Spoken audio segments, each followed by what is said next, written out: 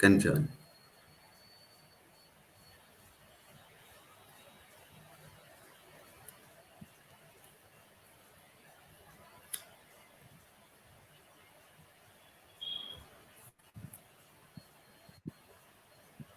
So people will be able to see only on YouTube and Facebook, is it? Right, Mahesh. Yes, Maharaj. And they can come to live also if they want to participate. So what is the limit?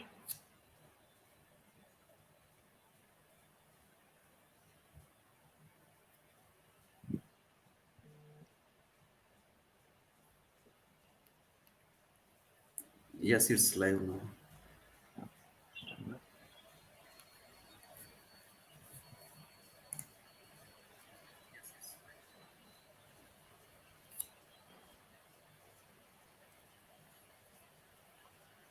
ॐ नमः श्रीयतिराजाय विवेकानन्दसूरये सच्चित्सुखस्वरूपाय स्वामिने तापहारिणे. Namaste, everybody. So we have been taking up different aspects of Vivekananda literature and discussing them with experts from the last 6 7 months. We had many talks, and it has been our pleasure to reflect upon Swami Vivekananda's teachings time and again, so that we can better our lives and improve this world as a whole. Today, we are extremely happy to have amongst us most revered Swami Shantivranatananda Maharaj, who is the minister in charge of Ramakrishna Vedanta Society, Dublin, Ireland. Dublin is the birthplace of Sister Nivedita. Swamiji has been posted there as the head of that center, and I personally had the privilege of associating with Maharaj in Mysore. Maharaj joined the Ramakrishna order at a very young age, and he did his graduation, post graduation, and also the doctorate he got when he was in the Ramakrishna order itself. And Maharaj is an excellent writer, he's an excellent organizer, excellent speaker. When he was in Karnataka, he has traveled literally to almost every district of Karnataka and interacted with the student community. And he also speaks to different religions, and it's a very deep understanding of various religious sects. And also within Hinduism, he's an expert in both the Vedanta philosophy and also the pujas and all. So Maharaj has been a great example of that manifestation of willpower, which we are going to discuss today. And I thought there is no better person to enlighten us on this idea of willpower, which Swami Vivekananda lays a great emphasis on.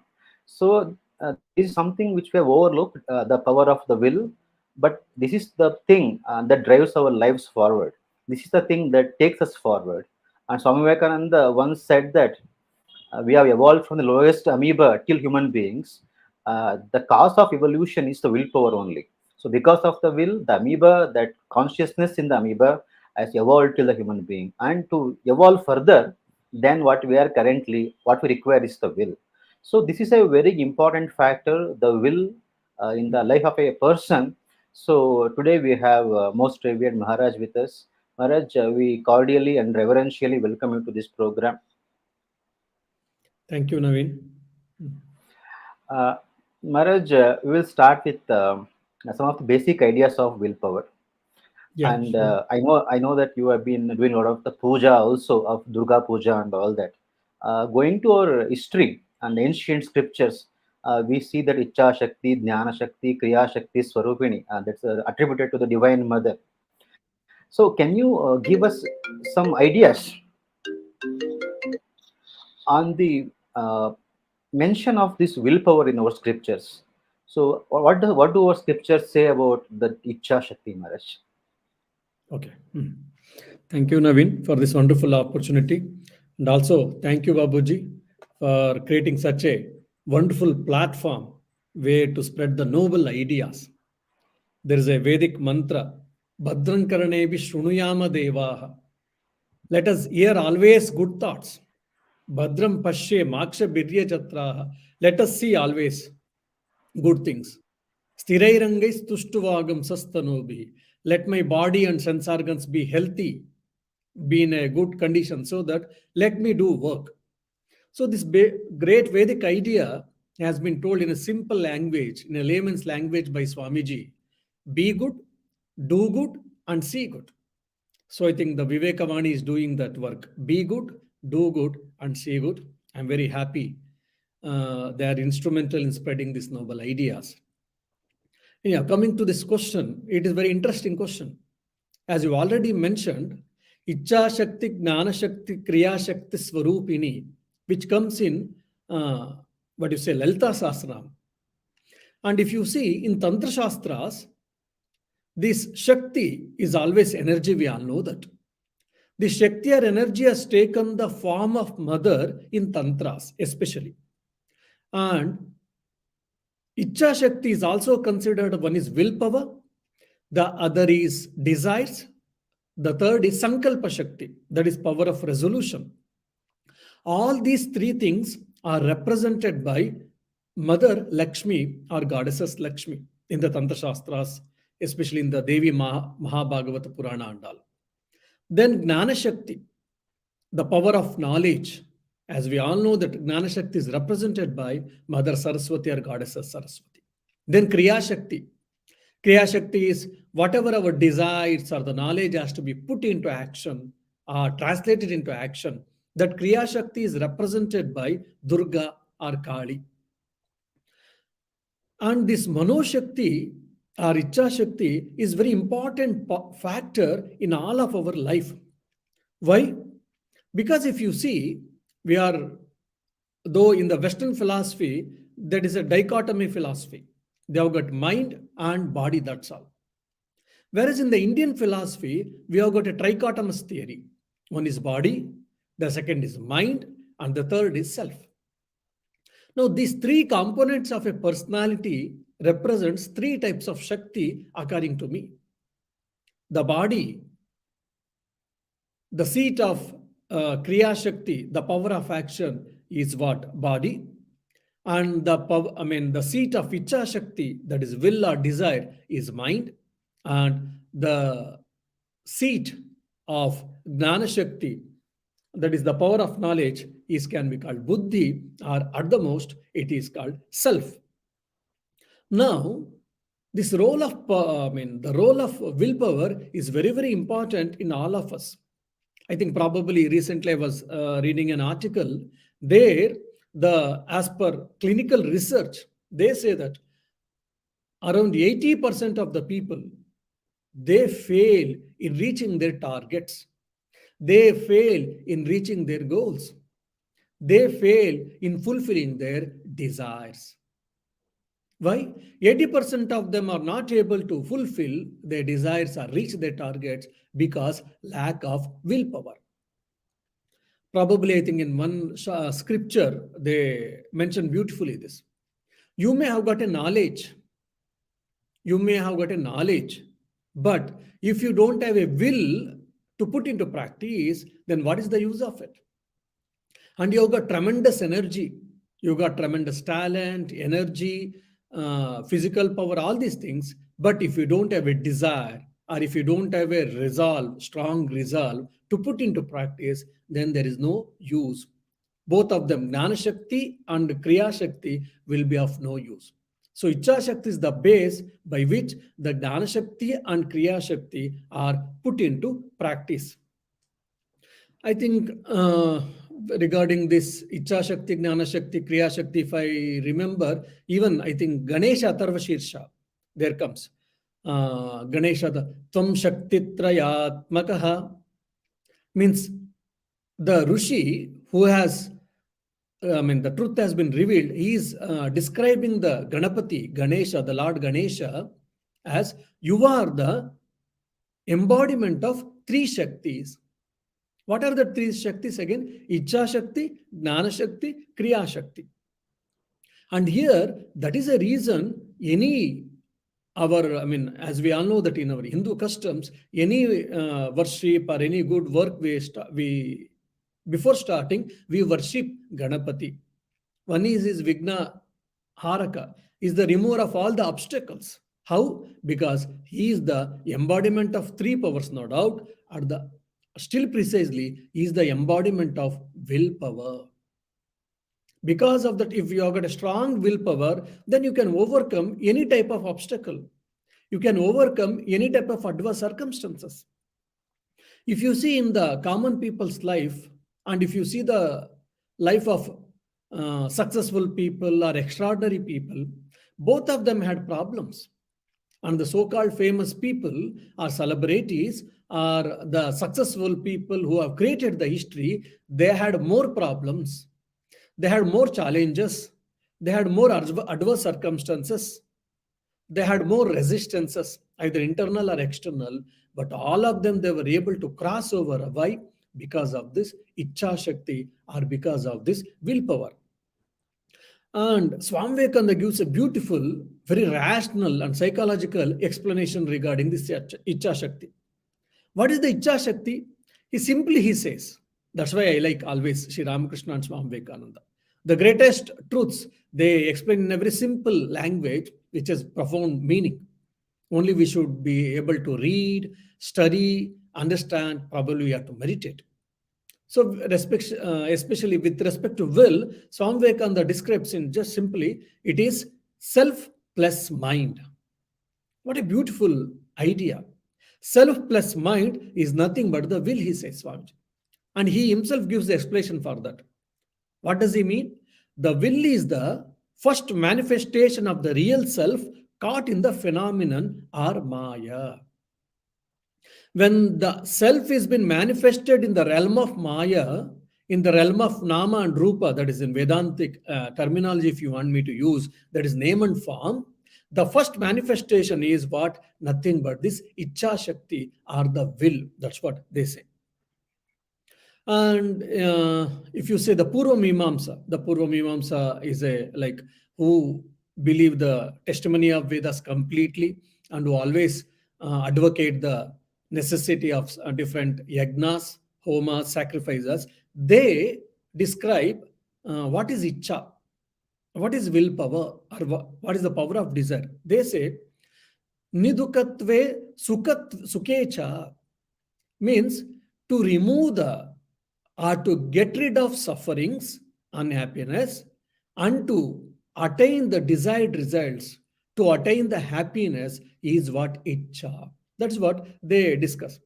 And the one more interesting factor which I remember with this Purva Mimamsa's paribhasha, that not only the desire to avoid the unhappiness and desire to have the happiness, it is not only Icha, even the knowledge about what is right and what brings happiness, what is wrong and what brings misery, even the knowledge of both of them is also called Icha.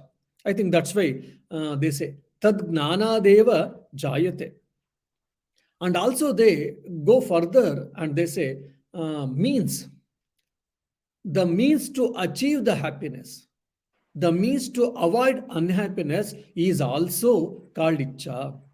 Icha tu tadupaye syad ishto prayatnadihi. So tadupaya means that is the means. The means to achieve happiness and the means to avoid unhappiness or misery. Even that is also Icha according to the Purva Mimamsas.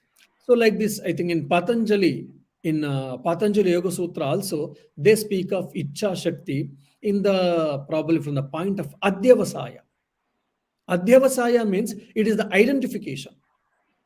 When you identify with a person, then only the attachment comes. When you identify with a thought, then only a thought or a particular desire gets a power. So for an example, someone is going in front of you. You don't know him or her. So you are not identified with him or her. So it doesn't make any remark or doesn't make any create any impression in your mind. Whereas if you know someone, or even maybe XYZ third person, because of some reason, if you like him or her, immediately it brings reaction, it creates strong impressions, it creates either attachment or aversion in your mind. This is called Adhyavasaya, identification. So probably these are the few ideas or thoughts are the few definitions or maybe few explanations on the willpower in our scriptures.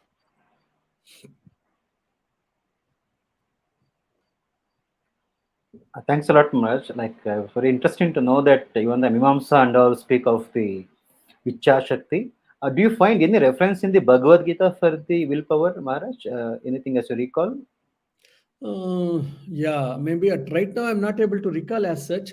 Maybe if not directly, indirectly, one has spoken. Of course, there it is the power of the mind. They say like Uddhared Atman Atmanam Atmanam Avasadayet Atmaiva Hatmano Bandhuhu Atmaiva Ripur Atmana. Generally, we think, okay, some XYZ is my friend, XYZ is a enemy. Why? Because he or she helps me, he or she loves me, he or she likes me, he or she supports me. That's why he or she is a great friend. And say neighbor who has quarreled me, who has given a complaint, police complaint.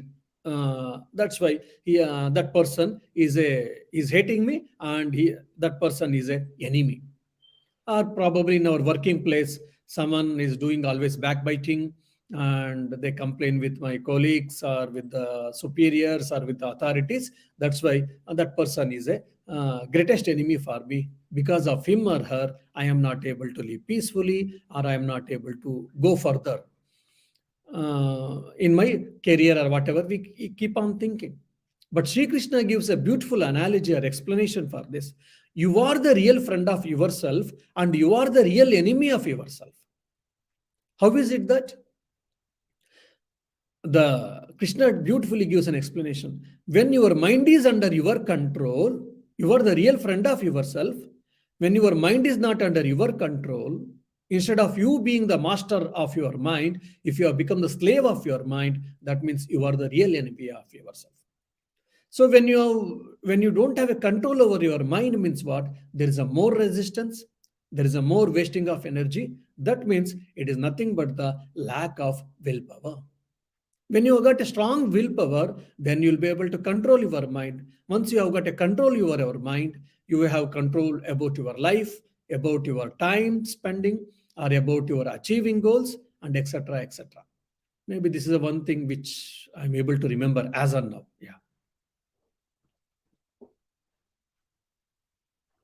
You are on mute, Naveen. Thank you, Maharaj. Maharaj, when Swami Vivekananda spoke of education, it's a very interesting definition of education that Swami Vivekananda gives. He defines education from so many different perspectives.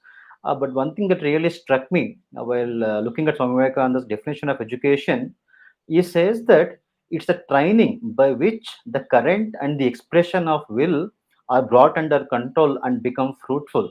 So, according to him, the whole of education is basically nothing but controlling the power of the will and also guiding it in a proper direction.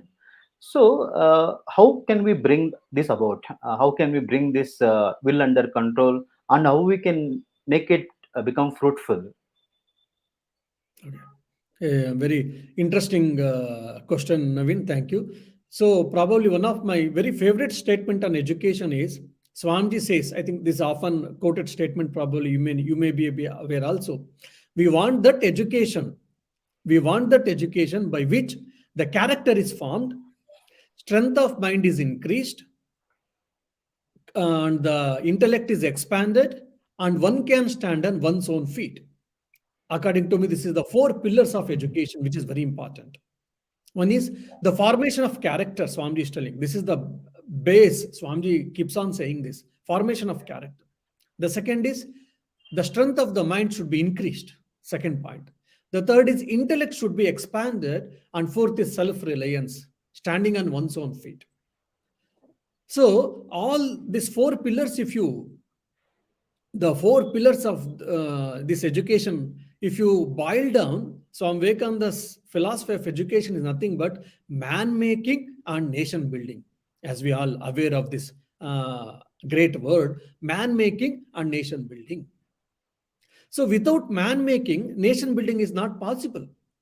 My Gurudev, Srimad Swami Rangnathanje Maharaj used to say always, you may have the best constitution of the world, you may have the best systems, but still, if there are no enlightened citizens, then everything goes in vain, or everything has in its own limitations or whatever. But if you have got enlightened citizens, then everything falls at place. Everything will be properly harmoniously arranged. So that means man making is very important. When man making happens, training the people, enlightened citizens happens, then nation building automatically happens. Then how is it that achieved? By formation of character and mental strength increased, expansion of intellect and self-reliance. So when this idea, when you are thinking with this respect, Swamiji says that how the strength of mind can be increased. The strength of mind can be increased by training and taming the mind. Because we all know that manayeva karanam bandha mokshayoho. For the liberation also, the mind is the primary cause, and also for the bondage also, the primary cause is the mind. And this mind has got predominantly, it has got the willpower, Icha Shakti.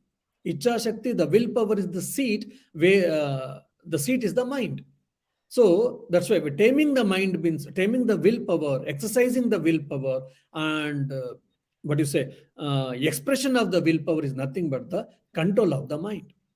So controlling the mind is very, very important. When your mind is under your control, then you can form your character. Why? What is character? What is your personality? The personality is nothing but her character. How this character is formed? Because of Swami Vivekananda himself beautifully explains in Karma Yoga, first chapter. It is the sum of total of impressions accumulated either in the present life or in the past lives based on our actions. Means in Karma Phala, from the point of Karma Phala, he speaks. So it is the total of Karma Phala is nothing but the character. And this Karma Phala is created by how? It is by actions. And how these actions are created? These actions are created by samskaras. And how these samskaras are created? If you ask, these samskaras are created by your thoughts. That's why Swami Vivekananda says time and again, fill your mind with noble thoughts, fill your mind with holy thoughts, fill your mind with good thoughts. So when your mind, so-called container, is getting filled with good thoughts, noble thoughts, then that will create a good impressions, good samskaras that will be used as a catalytic force to perform good actions. So, but we all know that probably when I was listening to your statement of Swamiji, just immediately I remember Duryodhana. Once there was a Krishna Sandhana, we all know that in Mahabharata. So when Krishna comes to Hastinapura for that Sandhana, he approaches Duryodhana. Krishna approaches Duryodhana and says, look, you are born in such a great family, Bharata Vamsha, Chandra Vamsha, and you are the crown prince. And the way you are doing, it doesn't befit you. Why don't you change yourself? Why don't you make yourself proper so that which brings good name and fame for yourself and for your family and for your clan? Duryodhana says beautifully, at least probably this is one of the places where Duryodhana really speaks of himself. He says, Janami dharmam nachame pravrutti, Janami papam nachame nivrutti, kim karniyam Vasudeva. Oh Vasudeva, what shall I do? I'm helpless. Why? Janami dharmam. I know what is righteousness. Nachame pravrutti. But I am not, my mind is not interested in performing it, in putting into practice. Janami papam. Because I have studied in Gurukula, I have studied Vedas, Vedangas, Dharmashastras, all these things. And also I know what is sin, what is evil, I know. Nachame nivrutti, but I am unable to forgo, or I am unable to renounce, or I am unable to leave. See, he has got Jnana Shakti, he has got the knowledge of Dharma, and he has got the knowledge of Adharma also. But he is not able to put into practice. He has got power. He was very, man of great physical power, muscular power. We all know that how Bhima and Duryodhana had a Gada Yuddha. In spite of all that, why he failed? Because of lack of willpower. That's where it comes. training by which the current and expression of the will are brought under control and become fruitful is called education. So that means he didn't tame his will and he didn't control his will and he didn't probably express the will in a right way. Instead of that, he expressed the will, no doubt, in a wrong way, in a destructive way. What's the difference between Rama and Ravana? Ravana was also one of the greatest devotee. We all know that Ravana was able to bring Atmalinga itself from Shiva. And he was a great musician. He was a great physical personality, muscular power he had, and he was able to do warfares. And he had study. He had a good amount of studies. All that things fine, but because of his own weakness, since he was unable to control his mind, control his thoughts, and tame the mind, tame the willpower, or exercise the willpower, because of its, because he failed to do it, that's why he kidnapped Sita, and because of that, he and his children and his clan to the larger extent had to die. It all shows that it is the lack of willpower or lack of exercising willpower. Today, in our modern world, thanks to science and technology, because I'm staying in Ireland and people are across the globe are able to hear me, thanks to science and technology, we are doing a lot of progress, no doubt.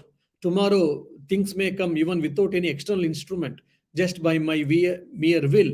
Just probably we can start speaking and on the what you say, on small chip like, or even in the walls, or etc. etc. Even probably mobiles can be, the chips can be, the mobiles are becoming more and more smart, they're becoming tiny, and they can do whatnot, all these things fine. But at the same time, only the manifestation of will has been at the external, that's why external growth is happening. But at the same time, but at the same time but at the same time, we are not but we are not able to grow internally. As a result, what is happening? I always keep joking, the problems, internal problems are increasing, and today human stress is getting increasing, and suicidal attempts are getting increasing, and counseling has becoming getting increasing. Why? Because of the internal growth is not happening properly. There is no harmonious growth happening properly, again because it's of lack of willpower. That's where the education comes into picture. Education means it is not only breadwinning education, it is rather the formation of the personality. When the personality is properly arranged or properly done, then automatically everything falls at place. Probably at this, from this angle, Swamiji has spoken the training by which the current and expression of the will are brought under control becomes fruitful is called education. That's what I think.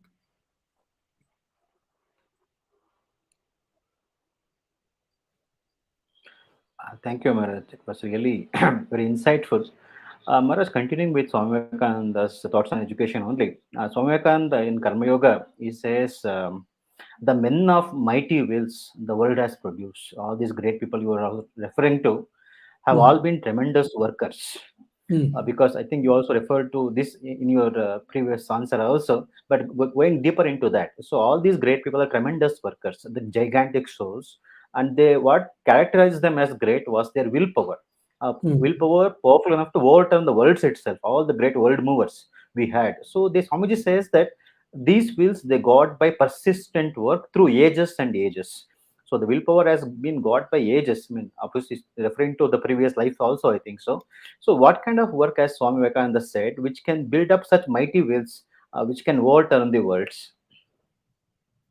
Yeah, I think Naveen, I told in my earlier one of the when I'm answering one of your question, there he told Swamiji very clearly, the willpower is nothing but the manifestation of the self.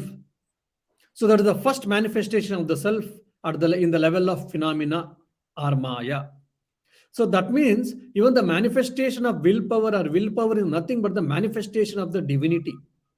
So from this point, for Swamiji, actually, if you study complete works introduction, which is penned by Sister Nivedita, so beautifully, such a beautiful preface, there she tells very clearly, from now onwards, there is no difference between secular and sacred. So by that we can understand very clearly, Swamiji never had any difference between secular and sacred actually. So for him, every activity was the means to manifest the divinity or to reach the divinity. So that's why for him, every action was spiritual action only, no doubt.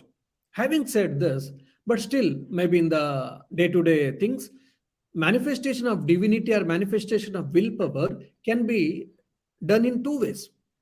When you spend this, when you spend this energy externally, then materialistic prosperity happens. When you spend this energy internally for internal growth, or maybe self-realization or formation of character, etc., then internal growth happens. And when you see all these great people, they had a tremendous willpower. Probably, I think if you have studied the life of Buddha, when Karma Yoga, when Swamiji is speaking of this willpower, he gives two examples. One is Buddha, the other is Christ. So when Buddha sat in Bodh Gaya under the peepal tree, he takes a firm resolve. If you know that Sanskrit shloka, you'll be able to, you'll get mesmerized, you'll be astonished. Oh, a person can think like this. He thinks, what he thinks, it is beautiful. There is a Sanskrit couplet, properly I would like to tell you, then you'll be able to understand and enjoy. Yahasane shushyatu me sharire. Tvaga asti mamsam pralayancha yatu aprapya bodhim bahu kalpadurlabham naivasanat kayametaschalishyate. Means, I am going to sit on this seat. Whatever may happen. So whatever may happen means, let my skin, bone and flesh wither away. But before attaining illumination, which is rarely found in any life, I am not going to move from this seat, or I am not going to get up from this seat. You imagine, we all of us can imagine what a tremendous willpower. I'm going to sit on the seat until I attain illumination, or I attain nirvana, I attain moksha, I will not get up. My skin may get dried and go away. My bones and flesh may go away. Means basically I may die, but even though I will not get up. Strong determination, strong willpower, probably 100% willpower, not even 99% or 99.99%, 100% willpower come. Because of that only, they were able to achieve such a big thing. Now, probably when we hear such type of talks, and when we hear such type of motivational talks or hear the incidents of Buddha and great people, we also think, oh, okay, I should also do. Okay, let me start with from getting up. Tomorrow morning, 5 o'clock, I will get up. Because I had a lecture today, I decided that willpower is very important. Whatever we decide, we can do it. And Swamiji has said that you are the creator of your own destiny, etc., etc. 5 o'clock, you set up alarm. And 5 o'clock, the mobile does its duty sincerely, without any laziness. 5 o'clock, alarm rings. There are 20% of the people, they don't have any problem. They put off the alarm and they get up and they start the journey. Whatever they had thought, the timetable or routine, they start. And other 20% of the people also, they don't have any problem. Conveniently, they put off and they sleep. 20% they don't have problem. They put off and they get up and they start their routine as they wish, as they had desired. And other 20% of the people, they put off and they sleep without any, duality. And in between, around 60% of the people who are oscillating between do's and don'ts, between needs and desires and targets or whatever. I'm not able to get up. I don't want to sleep. So in this, because if you have got a strong willpower, then you'll be able to get up. Or otherwise, you say that, oh, today is cold, today is hot, I slept late night, or I have got some headache. All these things, we keep on giving blame excuses and we continue to sleep. So just getting up itself, we feel so difficult, so difficult. And now Buddha himself, Gautama, Siddhartha is saying that without having illumination, attaining illumination, I will not get up from the seat. So strong resolve. And even you can see in the life of Swami Vivekananda itself, when he went to West, how much problems he had to face. In 11, 12 days, whatever the money he had, more than 60% of the money was finished. And added to that, the Chicago's Parliament of Religions was postponed for 1 or 2 months. 1 month, I think. 1 month has been postponed. And he also came to know that if you don't have any credential letter, introduction letter from credential people or organization, then you will not be allowed to participate in as a delegate. Now imagine a person who has traveled all the way to the foreign land, and it is a foreign culture, and he doesn't know anyone, and he doesn't have money now, he doesn't have credentials, etc., etc. In spite of all these things, if in our case we would have cried, we would have whatever the amount is there, either maybe we would have taken the ticket and would have come back, etc., etc. Most of the time we think that. But in Swami Vivekananda's case, there was not even a single moment he thought of going back. He said, I always say, we have all heard this great saying, do or die. But I always say that Swami Vivekananda never believed in do or die. Swami Vivekananda believed do before die. Do before die. So Swami Vivekananda believes in do before die. That is the reason he thought, for whatever the reason, for whatever the cause I have come, let me fulfill and go back, whatever may come. And afterwards, not only he thought, not only he desired, he started working on it. The first and foremost, he had the economical problem, financial problem. So he thought, okay, nearby station, nearby city or village, if I go, then I can cut my cost of living. And just to cut his cost of living, again, he had 2,000 kilometers he had to travel in the train. And afterwards, whoever read the Swami Vivekananda's life, we all know that. And he became famous. Once he became famous, especially Christian missionaries and all, they were so much, had a hatred towards him. They tried to do character assassination. And they went to such an extent, even they tried to poison him, to kill him. Even in spite of all that, Swami Vivekananda never, went back from his whatever the mission or from his determination, and with a sheer willpower, he did it. And now the question may come, how this willpower is achieved?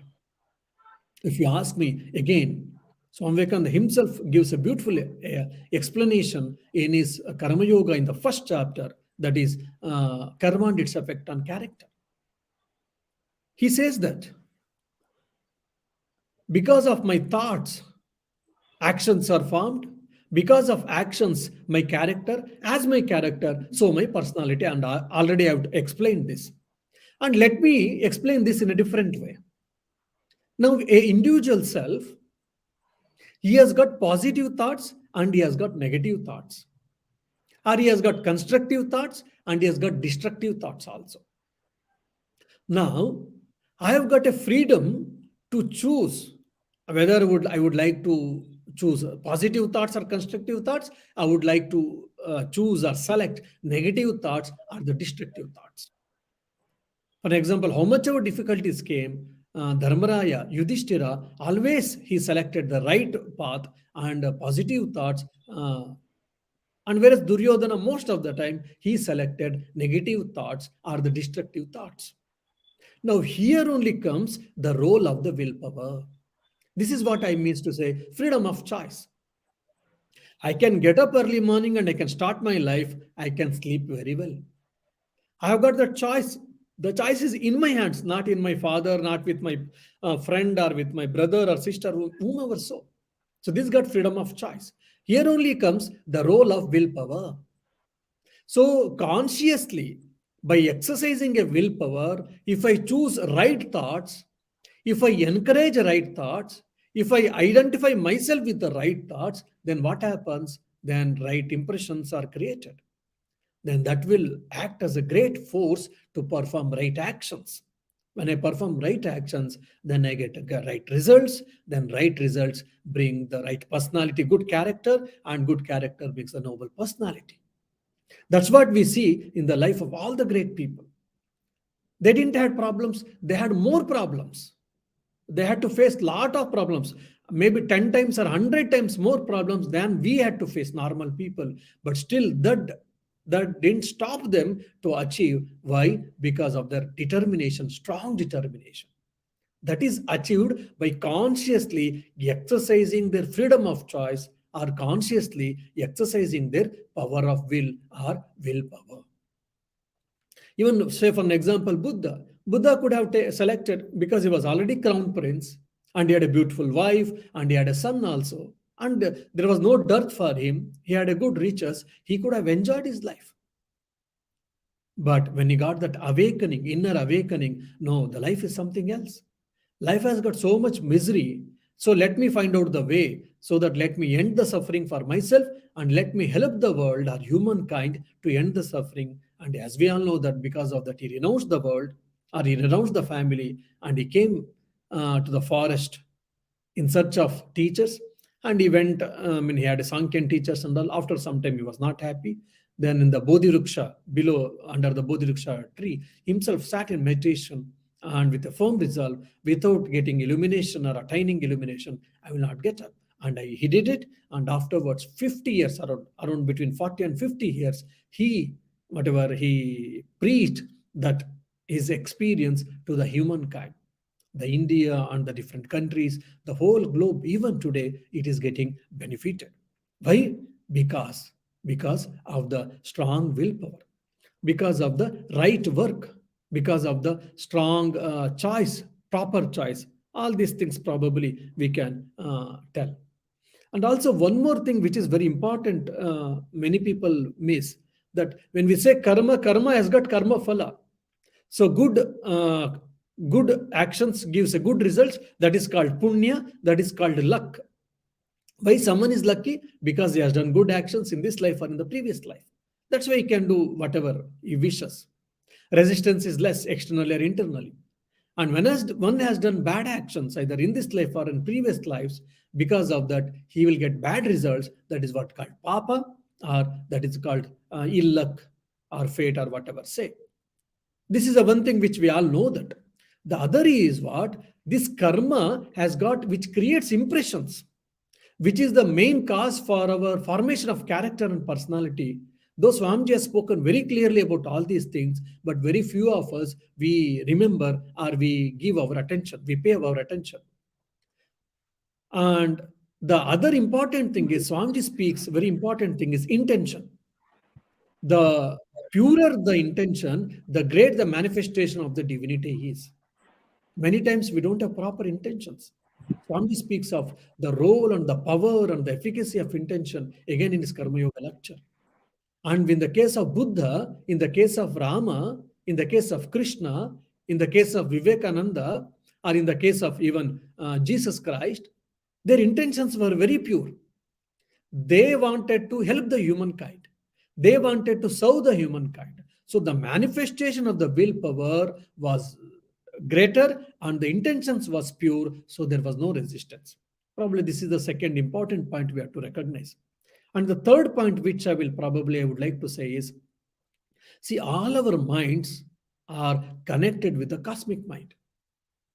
When I am able to control my mind, when I am able to tame my mind, when I am able to channelize my mind, then I can lead the world. Why? Buddha's statements made people to follow him. And Swami Vivekananda, when he went to West, he was a fakir.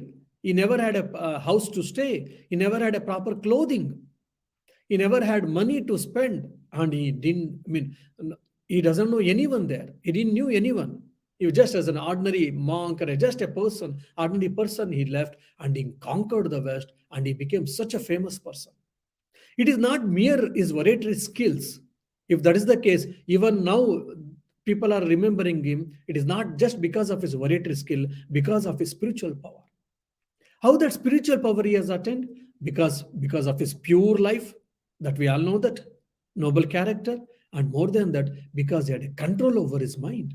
Since he had control over his mind, the manifestation of the divinity, the manifestation of the divine power was fully manifested in him. That's why he was able to conquer the world, he was able to lead the world, and he was able to inspire the world. That's why Swami Vivekananda says, if you can conquer yourself, if you can conquer yourself, you can conquer the whole world.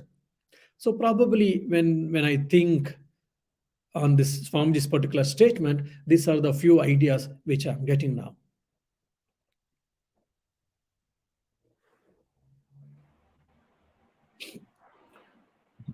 Thank you, Maharaj. Maharaj, these days, one of the things that has been discussed is personality development, and you yourself have spoken a lot on this topic. But I think one of the aspects that has not has been stressed enough is the willpower. So, of course, you have been talking about that all this while. But still, I would like to ask you, specifically pointed to this particular aspect of personality development. That is, what is the relationship between the willpower and the personality development? How they should be interlinked? Interesting question. And probably, if I remember, or if you remember, probably freedom of choice comes into picture here. See, how do you define your personality? As your character. Is called good person because he has got good character. And someone is called, he or she is called bad person. Why? Because of the bad character. And again, how this character is formed? Because of his actions and because of his thoughts. Now, I think Patanjali gives a beautiful explanation, and which is very rational and scientific and psychological too, according to me. Now, he brings a concept called, it is not a concept, of course, it is a matter of fact also. He says that Jati Vasana and Bhoga Vasana. These are the two technical words which we should understand. Jati Vasana means what? It is a natural instincts, biological instincts.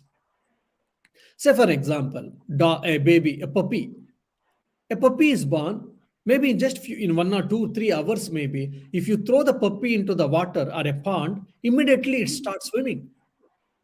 But if a baby is thrown in the water, the baby will not be able to swim. It gets drowned and it will die. Now, how the puppy, 3 hours before the puppy born, it is able to swim, and why not the 3 days even kid or 3 months kid, why it is not able to swim? Because this is called Jati Vasana. The natural instinct which is there in the species, like dog or whatever, that's why it is able to swim. This is called Jati Vasana. So similarly, every type of a human being or animals or birds, every one of them have got, as per their body or species, they've got Jati Vasanas.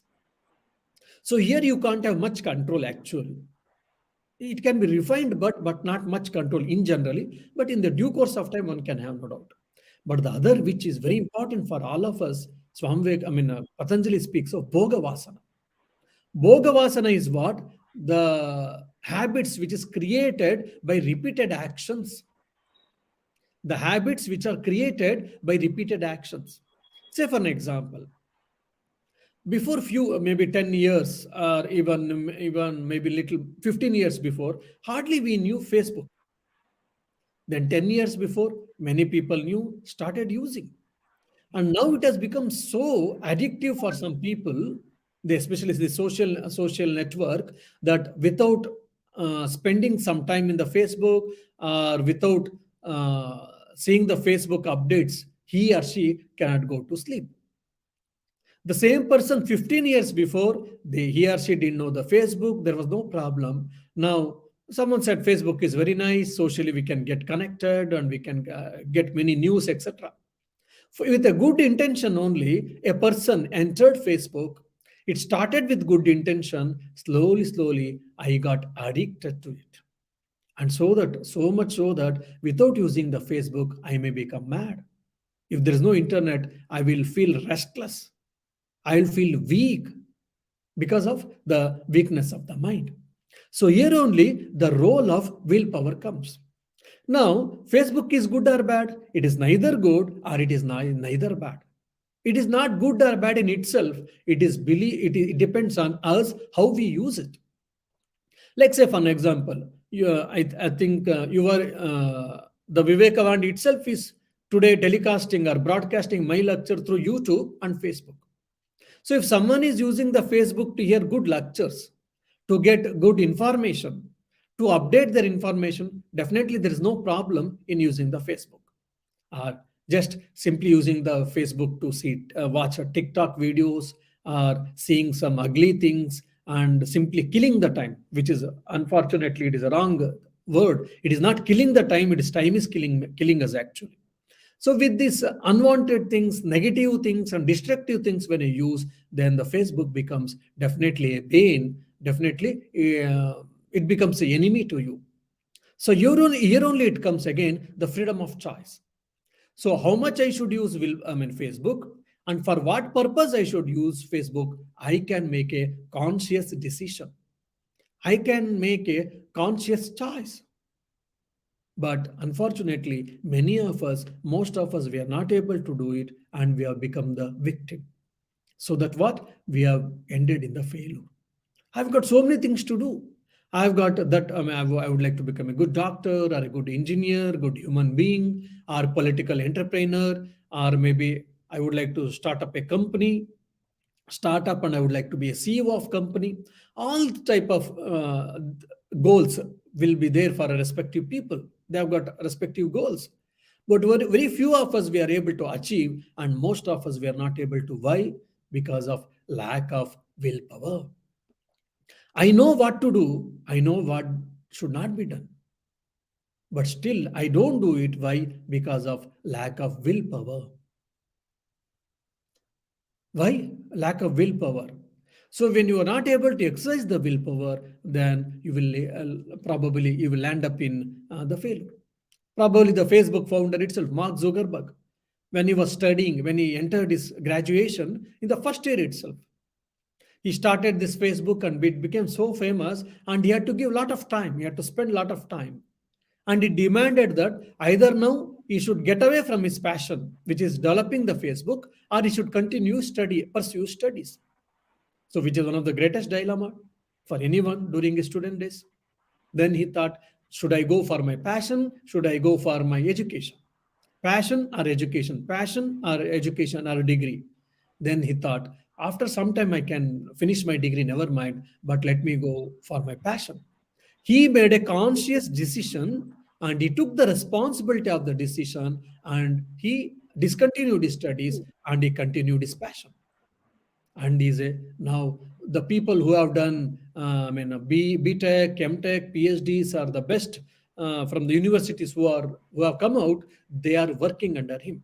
And I think few years before, 6, 7 years before, he also finished his graduation, as we all know that.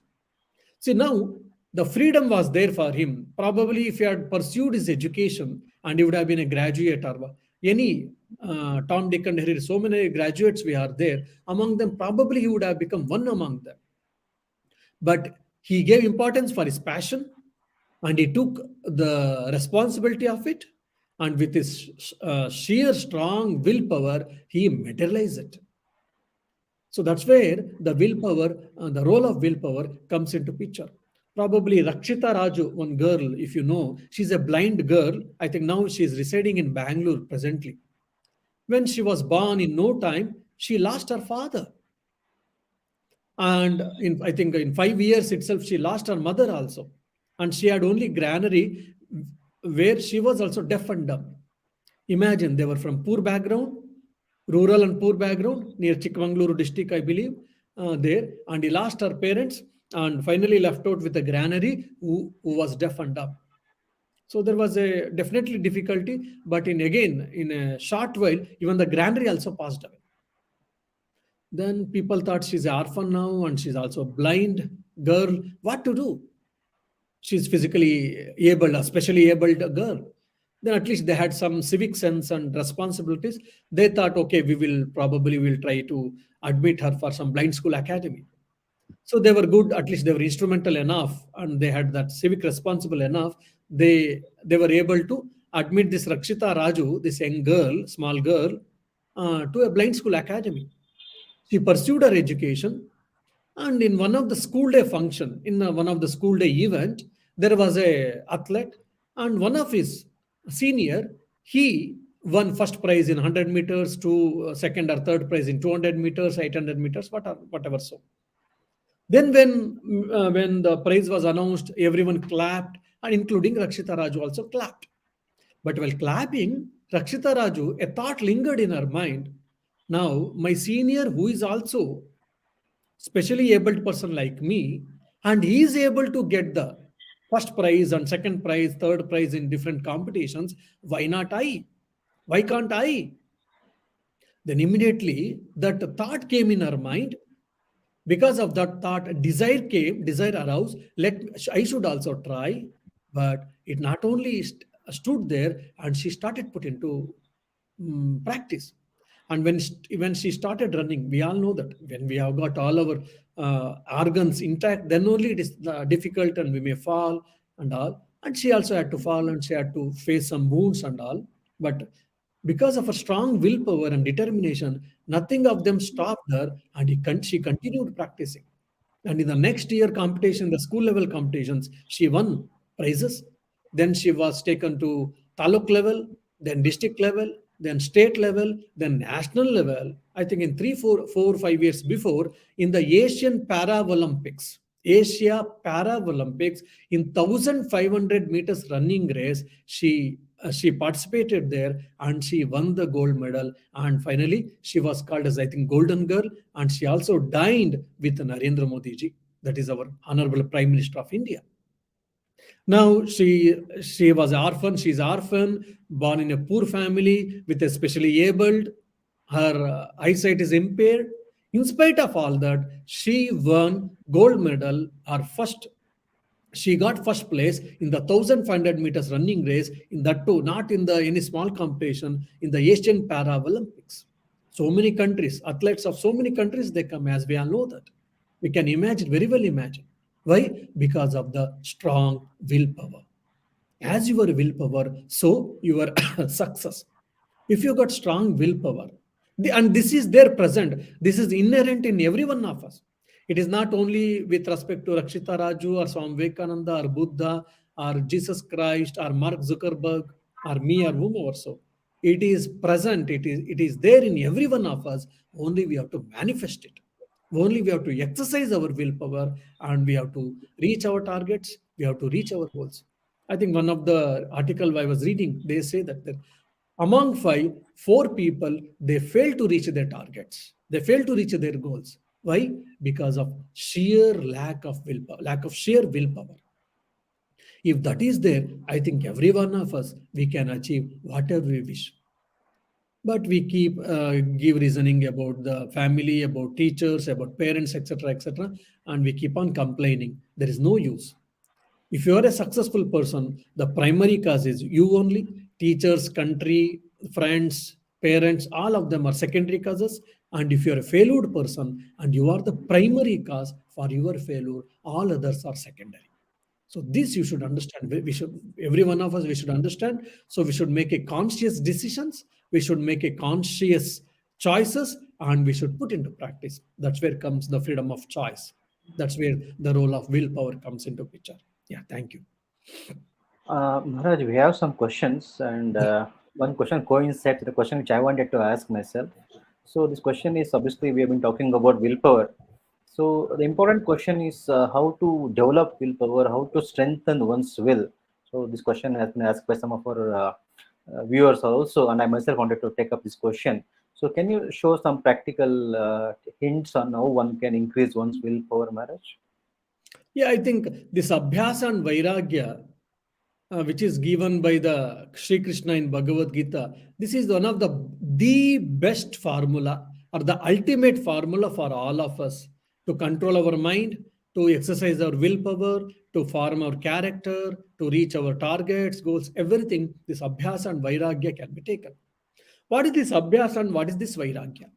Vairagya means immediately renunciation. So, renunciation has to be practiced. Okay, since he's a Swami, so he's telling us to renounce home and earth to become and to join monasteries or embrace monasticism. No, I'm not speaking of that. Here, renunciation means desisting from the evil thoughts, desisting from weakness, desisting from wrong things, desisting from which makes us weak or whatever. I think Swami Vivekananda beautifully tells that whatever makes you physically, mentally, spiritually, shun it like a poison. So probably we should try to avoid and desist the wrong things. And how to do it? Avoid it, or don't be the victim of it. How to do that? At the beginning of itself, you should nip. You should check it. Probably there's an English saying, nip at the bud. Say, for an example, a wrong thought has started coming in your mind. Immediately you stop it. No, this is not encouraged, and this type of thought is not to me, or I don't want it, I should not encourage it. So stop it there itself, and that gets over, that gets died out. But instead of that, we allow it, and it slowly sprouts, and it takes a form of a plant, and takes a form of tree. Till then we were encouraging it, or just we have become the victim of it. And once it becomes so strong a thought, then you have to spend a lot of time and energy to control it, to remove it, or whatnot. So that's why nip at the bud. So we have to have a conscious living, and any wrong thoughts, negative thoughts, unnecessary thoughts are coming, we should control at the source itself. Then the resistance or the unwanted things will be lessened. And to do that, you have to encourage good thoughts, right thoughts, noble thoughts, constructive thoughts. All these things has to be practiced. Maybe by reading, by having a good reading, by hearing good lectures, and studying good books, and listening to oneself with a proper thing, and good thoughts and good habits also. Good habits also very important. So cultivating good habits, by that one can increase one's own willpower. Why? Because the resistance will be less, the flow will be more. That's why I say controlling the mind is very important. Not only that, channelizing the power of the mind is also very, very important. This is what Abhyas and Vairagya. Vairagya is nothing but like building the dam. So once the dam has been built across the river, the water has been stored. But after to the particular level, when the water reaches, if you don't let it go, then the dam will break. So what to do? That's where the canals comes into picture. The gates of the dam and the canals comes into picture. They channelize the water through canals, and it is used for farming, it is used for irrigation, it is used for different, maybe manufacturing electricity, all these things. So controlling the mind is nothing but the building the dam and flow. What you say? Allow the flow of water through canals is nothing but channelizing the willpower, channelizing the mind. How? By creating good habits, by encouraging good thoughts, and setting goals, and every day, every moment, try to consciously achieve towards it. So by doing all these things, obviously, more and more our willpower is manifested. Why? To control wrong things, you need willpower, you have to exercise willpower. And to do right things also, you have to do exercise willpower. So keep on doing good habits, cultivate good habits, do good actions. The exercise of willpower is done, and try to curb your wrong thoughts, try to curb your negative emotions, try to check on unnecessary thoughts. There also your exercise of willpower has to be required. By doing it, you can increase your willpower.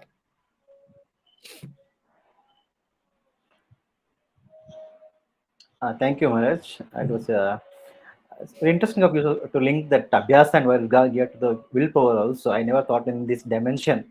So it's very, very useful practical tip you have given on this question. Maharaj, we have a few questions from some of the panelists here. Yeah. Mr. Swami want to ask you a question. Mr. Swami? Yeah, I'm here, sir. Namaskaram, Swamiji. Thank you so much. It's really a terrific disclosure. So my question here is, yes, I know Vairagya, but where to utilize the Vairagya? Whether towards spiritual enhancement, otherwise in a material professional. Because in a material professional, there is no end to that. Even in the office, no, you have some challenging in the situation. You are taking a Vairagya, you are taking a bold decision. It is coming on and on. So my question is whether to use the Vairagya towards the spiritual, and even though you are a professional, your material life is a bit suffers, and where to draw the line using the Vairagya? Yeah. Thank you, Swami. It is a very interesting question. Now, so when I say Vairagya, it doesn't mean that it is only for spiritual life. Of course, for spiritual life is very important. Uh, we have to use this to probably to have a spiritual progress, no doubt. First point. Second thing, even your day-to-day life. Say, for an example, I think yesterday when I was talking with a devotee, when I said, "How are you?" He said, "Swami, I'm okay. I'm busy, but my health has been not good." Why? Oh, because of lot of work pressure, and because of the lot of work pressure is IT professional sedimentary habit from dawn to dusk. I'm sitting long time on the table, chair and table. So because of lack of exercise, lack of physical action, I've started getting physical body, I mean body pain and body ache or whatever. Then I thought that's fine. You have got a lot of work power, work pressure, no doubt. But at least morning and evening, half an hour, either try to do cycling or exercise or walking or whatnot. See, there only comes the role of willpower. Why you are working so much? To have a power, to have a name and fame, to have your bread and butter. All these things, if you boil down, it gives only two things. One is your food, clothes, shelter. The other is your security. Now, having working all these things, you got lot of money, but you are not able to eat because you are diabetic. Because of your body ache, you cannot live happily, you cannot live peacefully, etc., etc. Here only the comes the role of willpower or freedom of choice. You have to work, no doubt, but how much to work, when to work, and how much to work, you have to decide. Not at the cost of health. Maybe 1 or 2 days, occasionally fine, but not constantly. Here only we should exercise our willpower, we should exercise our, what you say, discrimination, and we should have a harmonious living. And for this, according to me, the first and foremost, the fundamental question should be very clear for all of us. What do I want? How much do I want? Why do I want? This is not clear for most of us. As a mob psychology, just like everyone is doing, let me also do. I think I give a standard example. In my house, there was a 14-inch screen TV. There was no problem. I was enjoying. Suddenly, neighbors got 17 inches TV screen.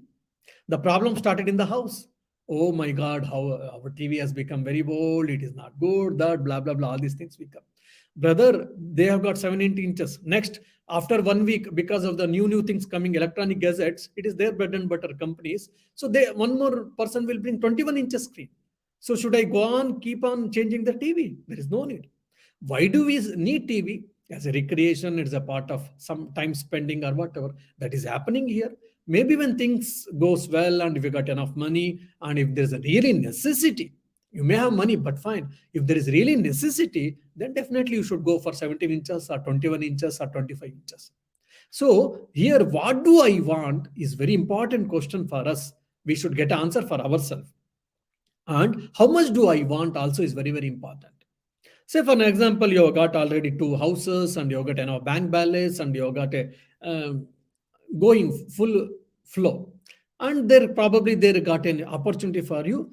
You will get your, what you say, your salary is doubled and your work, like earlier you were working, now you presently you are working 8 hours, then you may have to work for 12 hours or 13 hours or 14 hours. And you may get a good portfolio also. Then you should go or not. Then if you ask me, I say that you should decide. I cannot say. I cannot decide for you. Okay, you work for 14 hours. Are you ready? Okay. Then for that, the consequences will be your health is impaired, your family relation, you will not be able to spend enough time with your family, probably will not be able to have enough time to spend even socially. If all these things are fine, then fine, go ahead. Money is important for me, Swamiji. Our portfolio or power position is important, then go ahead. No, I give importance for my health. I should spend some time with my family or with my friends, etc., etc. Then I say, then better you should think whether you should go or not. So there only we should draw a line. What do I want? How much do I want? Why do I want? By this, probably we can manage our life properly, either internally or even externally also. Okay. Thank you so much. Thanks a lot.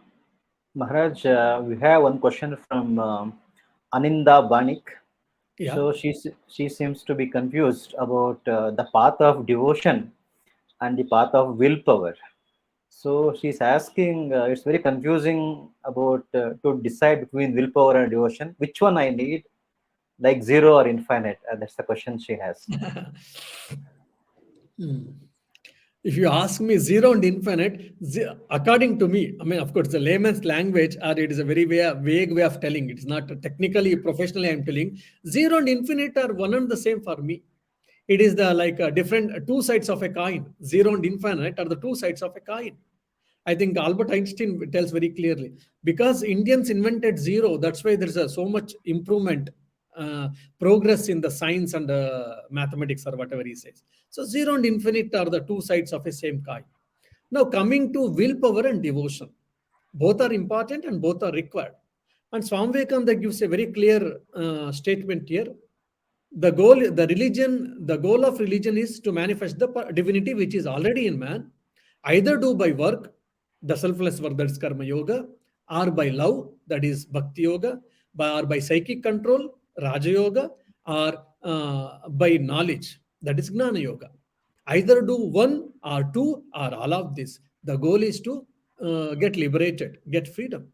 So either you try to practice karma yoga, gnana yoga, bhakti yoga, raja yoga. Now raja yoga can be probably replaced by dhyana yoga. So either you can do one or two or all of this. And the willpower is the base for all these things. Now, for an example, you want to do devotional practice. Now you would like to do singing. You would like to sing the glories of the Lord and sing the names and probably do japa or do worship or do service of Lord. You would like to do it. To do it continuously, consistently, you need a willpower.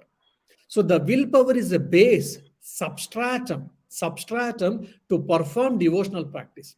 So there is no alternate, or there is no option choice between whether should I choose willpower or should I choose devotion. No. If you have taken the devotional path as a main means to reach the God, the willpower is essential to perform your devotional practices. I think you are clear now, I believe. Maharaj, we have a couple of more questions. Yeah. One of the practical questions is the tamas. You also spoke about tamas in the early morning itself. So the question comes from Priyesh Gupta. He's asking, how can I move out of my tamasic nature? Please share practical day-to-day activities that I can do. Yes, Priyesh, there's a very interesting and very often asked question. How to, I think this Swamiji also said, Sankhya philosophy also tells very clearly, and Bhagavad Gita also has told very clearly, how to reduce tamas. By increasing rajas, one should reduce tamas. But many of us, we try to increase sattva, and that's where we fail. I think probably the Japanese Kaizen rule should be put into thing. What is that? Try to bring small changes in your life. I think, there's on the lighter side, there's a story, beautiful story or joke, it happened. Now, a few years before it happened, so a young chap joined monastery, our Ramakrishna Mission monastery. And as we all know that today, many of the youngsters are Suryaputras. Suryaputra, after the rise of sun and sun rises on the mid of the sky, only they get up. That is 11 o'clock or 12 o'clock. Many of the youngsters are getting up, unfortunately, on holidays and whatever.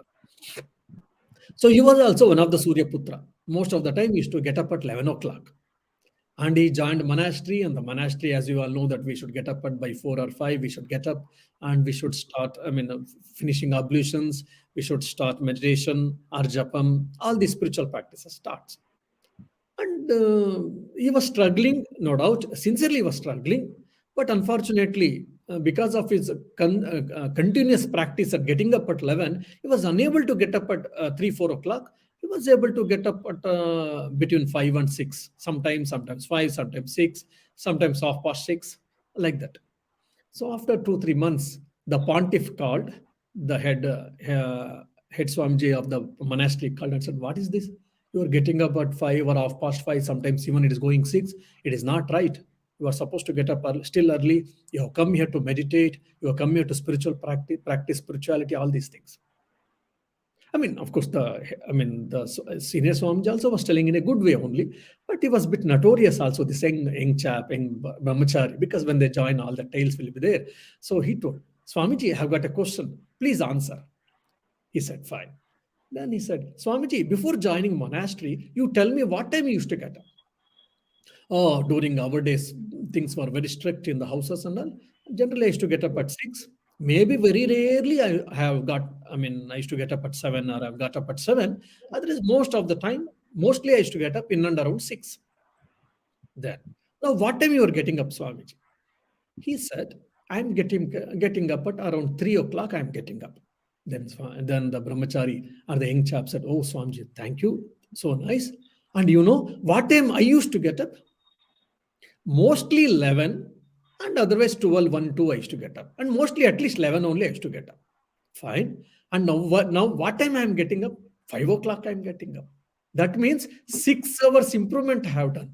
And you have improved 3 hours, and I have improved 6 hours. Now you tell me, Samji, you are scolding me that you are not getting up or whatever.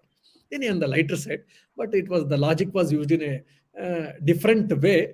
But the head Swami said, that's okay, you have done a good improvement, but this is enough, do it more. So probably the person who used to get up at 11 now is able to get up at 5, in and around 5. So that improvement. So like that, if you want to reduce tamas, if you want to reduce laziness, what you should do? You should become more and more active. Maybe with desires, never mind. Have desires, have passions. Maybe if you are ambitious, never mind. But do the constructive work, which should bring good for you and good for society also.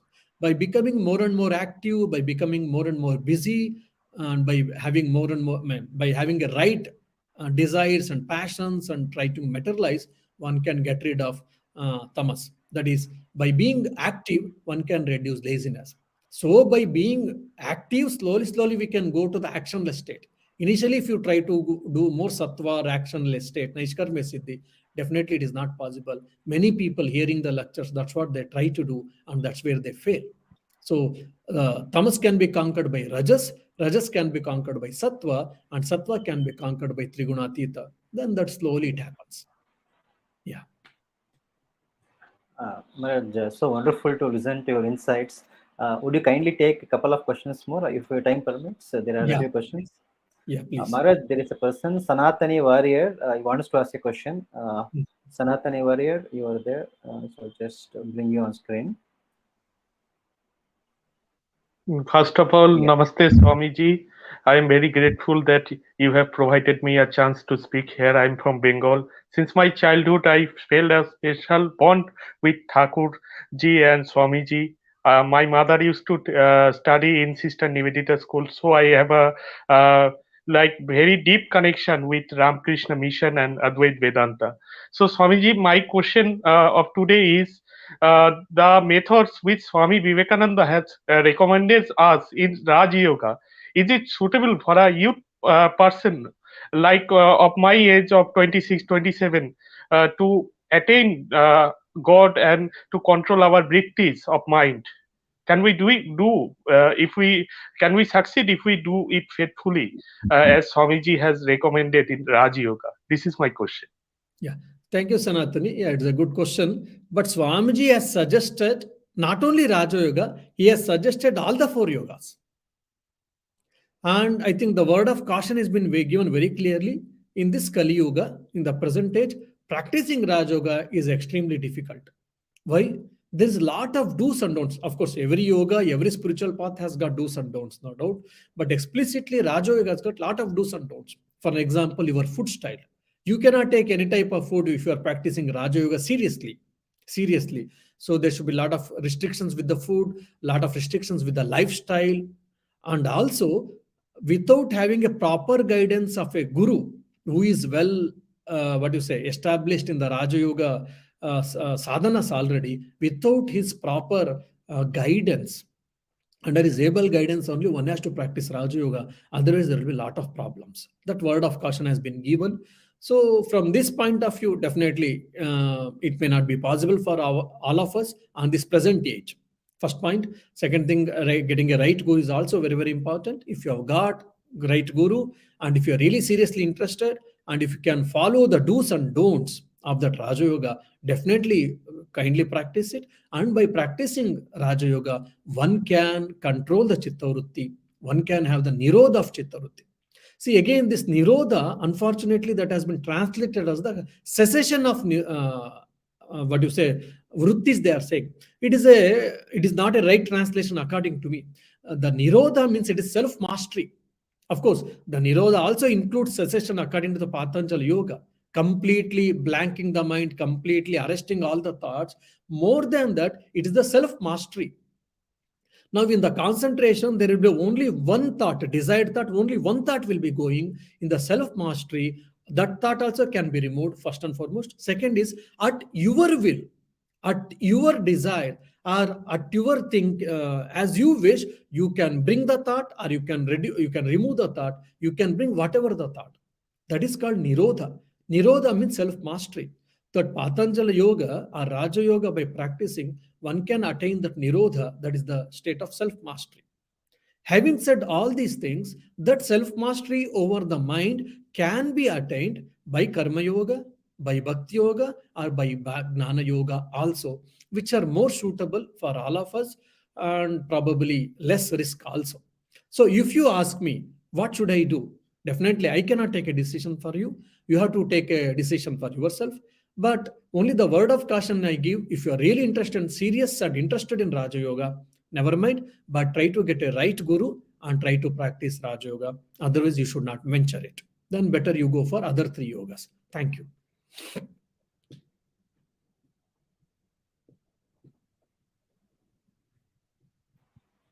Mara, this is a short question by Dhriti Bhattacharya. She wants to know, can I fulfill my worldly wish with my willpower? That's the question she asks. Her wish is to get whatever she likes. By wish to get what I desire and which. The first part of the question, I think she wants to know whether she can get whatever she wants just by her willpower only. Yes, definitely. By willpower, anything is possible and everything is possible, and you can attain whatever you wish, no doubt. You have to will, you have to exercise your willpower. That's where it is. But only probably a word of advice I would like to give. If it is really constructive, if it is really beneficial for you and for the society, or if there is no problem for anyone, either especially for you or for the society, then definitely you should go for it, and it is possible. Or otherwise, then you should think. And I hope, and it is only constructive, and it is a profitable, and it is a rightful thinking you are having it.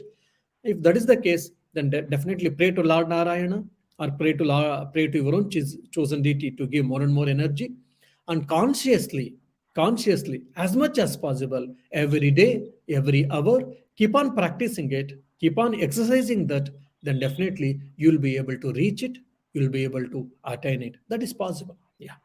I think Rakshita Raju's example I gave, that is one of the best example. Maharaj. Maharaj, the question from Vikas Singh. Swamiji, any relationship between willpower and fearlessness? From YouTube, question has come. Willpower and fearlessness. Fine.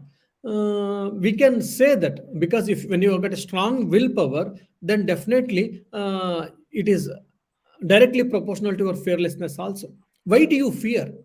Because of the what you say, you may feel that I may fail in my task, or I may not be able to reach my target. That's the one thing. And you are fearing that someone can stamp you, someone can pull you, or someone can supersede you. Second point, that's one of the fear. And the third is there not be anyone to pull you, but because of your own weakness, because of your own laziness or whatever, you may lose the target, you may lose your goal, or you may lose your success, whatnot. All these type of fears are there because of the willpower. And if you have got a strong willpower, and if you put the desires into action, see, you have got a strong willpower, but if you are not transferring into action, then there is no point in that. So you have got a strong willpower, and you are translating that into actions, then obviously there will be no fear at all. So the more stronger willpower, the less fear will be there. So try to increase your willpower. Fearlessness is also increased. So willpower and fearlessness is directly proportional to, I can say that. Thanks a lot, Maharaj. I have one final question for you from Swami Vivekananda's teachings itself. So Swami Vivekananda says that life in this world is an attempt to see God, and then he gives an instruction to us, says, make your life a manifestation of will, strengthened by renunciation. You refer to the renunciation part when you spoke of developing willpower, that is said that vairagya. Then Swamiji puts another aspect to that. He says, make your life, the very life of man, should be a manifestation of will, strengthened by renunciation, and life itself is an attempt to see God. So, can you just summarize everything you said during today's talk in the light of this saying of Swami Vivekananda? Yeah, see, it is a wonderful point or thing you raised, Naveen. Why? Because the need of renunciation is what? Again, renunciation is what? Desisting from the wrong things, isn't it? So, for an example, give away selfish thoughts. How? Probably by practicing selflessness. So, by practicing selflessness or unselfishness, as Swami Vivekananda himself says, that unselfishness is God. And I think unselfishness is more paying, but people do not have patience to practice. That's what Swami Vivekananda says. So through unselfishness, you can get more personally, and also you can contribute more to the world also. But unfortunately, we don't understand, and we don't have willpower to practice it, and we feel selfish. And by being selfish, we feel that we are more achieved. We achieve more. No. By being unselfish, actually, you attain more. So, by being unselfish, you are achieving more, you are attaining more, and the unselfishness itself is God, then you will be nearer to the God. That's from the highest point of view. The other is your renunciation means what? Already, as I told you, desisting from wrong thoughts, desisting from evil thoughts, desisting from evil bad habits, desisting from wrong desires or wrong actions. By doing this renunciation means by avoiding all these things, what happen? The resistance is less, the waste of energy has been less, the oozing out of energy is minimized. Then what happens? Automatically, your success will be good, and it will be easier, and it will be higher. Just for an example, you are driving on the good road, then there is no problem, there is no there is no speed breakers, there are no pitfalls, which is very rarely seen sometimes in India. Of course, on the national highway is fine. Otherwise, we see all these things. When the road is uneven, when the road is with full of pit holes and speed breakers, all these things, definitely your speed gets reduced. Then you should keep on changing the gears, and it is laborious sometimes. And your time is you have to time is taken more to travel from a distance from A and B, or point to A and B, and your what do you say? The consumption of the petrol or diesel is also more. All these things. But if the road is clean, and if this road is even surface, there are no pit holes, there are no stones, etc., then your time is minimized, because you can go fast, and your probably fuel consumption is also can be minimized, and your changing gears often may not be required, so your labor is also reduced. All these things, isn't it? So that's why when your manifestation of will is done, doing rightful actions, encouraging right thoughts, and performing right actions, and at the same time renouncing is what? Desisting the wrong things, wrong ideas, wrong thoughts, all these things. You will be able to progress either in the materialistic life or even in the spiritual life. So that is what the manifestation of the divinity. The manifestation of the divinity can be done through willpower, that is Icha Shakti, Gnana Shakti, that is power of knowledge, then Kriya Shakti, that is power of action. When these three are the means or the sources through which one can manifest the divine power, manifest the divinity, the practical aspect of the divinity. Practical aspect, the application of the divinity in through these three streams. When you manifest the divine, obviously, to manifest the divine, you need willpower. When you are manifesting the divine, you will become a righteous person, you will become a noble person, you will become a good person. So by practicing right things and by not practicing wrong things, then you will be able to become a noble man. You will have a noble character, and that means you will be nearer to God. I think Swami tells beautifully one place. Why do we need willpower? To become moral. And why have to be moral? Because that is your nature. So he equates the self with the morality and ethics. He equates the self with the goodness and righteousness. So why should I be moral? Because your nature, Satchidananda.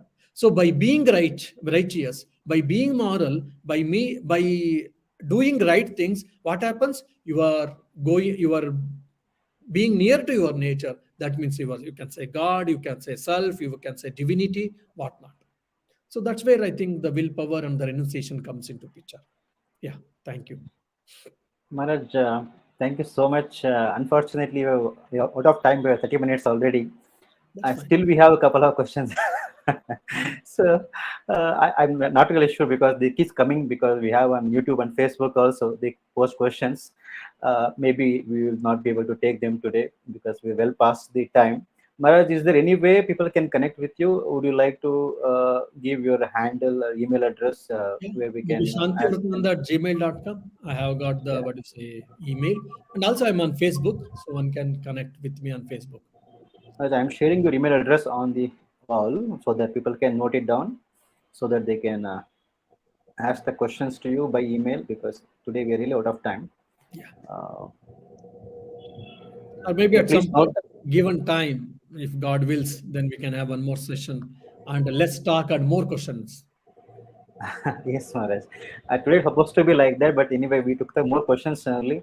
Maharaj, it was so fascinating to listen to you today and to learn from your vast experience in the field of education, and your own life has been a manifestation of willpower because I have had the fortune to see you from more than 15 years, and all along I have noticed that there's a great manifestation of will in you, and it's our extreme fortune and pleasure to have you amongst us. And on behalf of our trust, that is, you are also aware of our organization, Swami Vivekananda Indian Revival Movement, and the Vivekavani, that's doing great work on social media to spread the message of the Holy Trio. And all the panelists and also all the audience on Facebook and YouTube, we reverentially thank you and we offer our respectful pranams to you, Maharaj. As you yourself have said, that you are more than willing to join us again. So we'll be most happy to have you amongst us once again, where we can deliberate on more on these things. Thanks to the power of technology today, though you are in Ireland, you have taken time off your busy schedule on a Sunday to be with us. Maharaj, we thank you a lot and thank you, Maharaj. Thank you, Naveen, and thank you, Babuji, for giving this wonderful opportunity to share the noble thoughts of Swamiji. Yeah. Om Shanti Shanti, Shanti Shanti, Shanti Shanti. Hari Om Tat Om Sat Tatsat. Shri Rama Krishna Krishna. Arpanamastu. And maybe one thing, I don't know. And also, I'm Hmm. available on YouTube. Our society, our Ashrama YouTube channel is Air Vedanta Society. Air means EIRE, or Ramakrishna Mission. You can also search Air Vedanta Society. There, all my talks are broadcasted there. People can listen to my talks there also, of course. Yeah, I'm just sharing that link on the um, screen. You can note it down. This is the. Air means Ireland, it is. So, yeah, in the Irish language, it is called Ireland. It is Ireland is right, called Maharaj, Air. on the wall. Sorry? Yes, you are Is it right. right? Right. What type here? Yes. Ayurvedana Society. Yes. Yes. That's the YouTube channel is there. So, there you can see my talks there also. Yes, Maharaj is an ocean of knowledge. You'll come across Maharaj talks on different topics, and Maharaj also available on our email also. So kindly feel free to write to him. Definitely, Maharaj will get back to you with his wisdom. So thanks a lot to all the participants of this program, and thanks again to the most revered Maharaj. Namaste. Thank you so much. Thank you so much. Thank you. Yeah. So